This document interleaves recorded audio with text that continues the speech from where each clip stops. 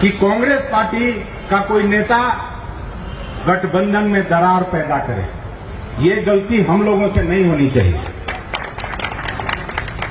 आज जो लड़ाई है राहुल गांधी के नेतृत्व में भारतीय जनता पार्टी के सारे नेता इमरजेंसी का सवाल उठा के कांग्रेस पार्टी को कोसते हैं, लेकिन हमको इमरजेंसी के दिनों की भी बात याद है। उस समय मैं स्कूल छोड़ के कॉलेज में आया था। पाठक साहब, आपको भी याद होगा कि इमरजेंसी के खिलाफ जितने संपादक होते थे, आजकल इलेक्ट्रॉनिक मीडिया उस समय तो नहीं था, लेकिन लोग संपादकीय छोड़ देते थे इमरजेंसी के विरोध में। इतनी हिम्मत तो थी अखबार वालों में। स्वतंत्र अगर पत्रकार हैं तो उनकी नौकरी चली जाती है, उनकी कंपनी अदानी के द्वारा खरीद लिया जाता है। और उस तरह के 4 दर्जन से ज्यादा लब्ध प्रतिष्ठित पत्रकार आज देश में अपनी नौकरी गंवा चुके। ये ऐसा हुकूमत है और इस अहंकारी नेतृत्व के खिलाफ कोई सबसे मजबूती से सार्थक लड़ाई लड़ रहा है तो वो है हमारा नेता राहुल गांधी, और कोई ठीक से उसके सामने आंख में आंख डाल के लड़ने वाला नहीं है। हम उनके सिपाही हैं, उनके कार्यकर्ता हैं। इसलिए मजबूती से हम लोगों को ये लड़ाई लड़नी पड़ेगी। अगर देश के किसानों को, मजदूरों को, छात्र नौजवानों को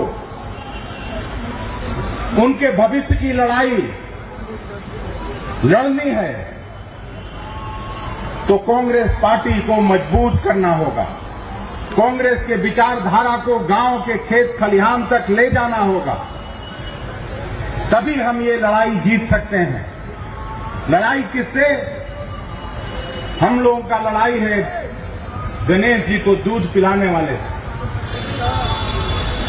उस समय मैं जर्मनी में था और वहां भी भारतीय मूल के लोग, सुबह सुबह मैं जिस मित्र के यहां रुका हुआ था, जत्थे के जत्था आए।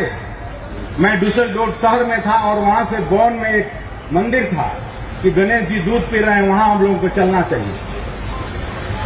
मैं फिजिक्स का विद्यार्थी रहा, मैं नहीं गया, बाकी लोग गए और वापस मुंह लटका के आए कि गणेश जी दूध नहीं पिए। लेकिन भारत भर के मंदिरों में इन लोगों ने दूध पिलवा दिया।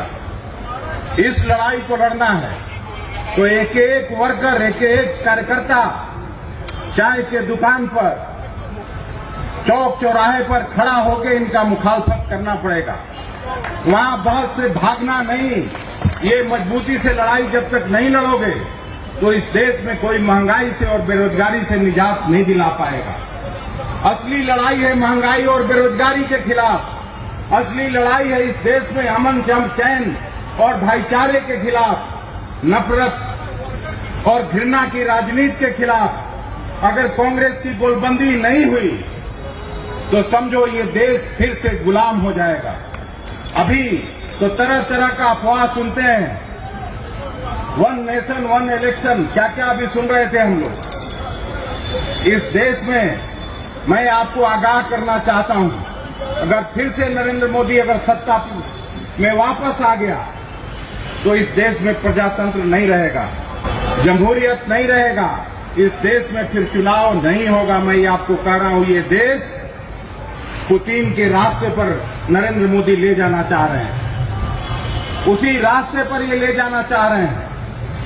इसलिए हम सभी को पूरी निष्ठा से, पूरे गुलबंदी से ये लड़ाई लड़नी पड़ेगी।